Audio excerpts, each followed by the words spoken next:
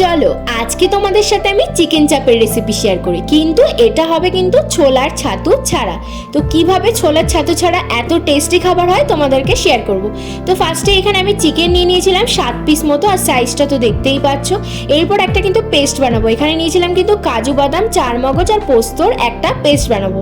এরপর মিক্সড করে দেখাবো, ম্যারিনেট করছি। এখানে আদা রসুনের পেস্ট, আর দিয়েছিলাম কিন্তু পেঁয়াজ বাটা, দিয়েছিলাম কিন্তু টক দই, সাথে গুঁড়ো দুধ, আর দিয়েছিলাম কিন্তু বিরিয়ানি মশলা, সাথে দিয়েছিলাম কিন্তু জিরে গুঁড়ো, ধনিয়া গুঁড়ো, আর দিয়েছিলাম কেওড়ার জল আর গোলাপ জল, সাথে কিন্তু একটু মিঠা আতর। ব্যাস এগুলো দেওয়ার পর তেলের মধ্যে কিন্তু ফোড়ন দেবো। তো তার আগে একটু ঘি দিয়ে নিয়েছিলাম, সাথে দিয়ে দিলাম কিন্তু একটুখানি পেঁয়াজ আর রসুনের পেস্ট দিয়ে দিয়েছিলাম। এরপর চিকেনগুলোকে কিন্তু আমি একটু ভাজতে দেবো।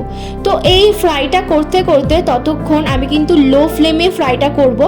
সাথে যখন একটু ভাজা হয়ে যাবে, যে গ্রেভিটা রেখেছিলাম সেই গ্রেভিটা ঢেলে দেবো। তার কিছুক্ষণ পর কিন্তু একটু সামান্য জল দেবো, যাতে এটা একটু ভালো করে সিদ্ধ হয়।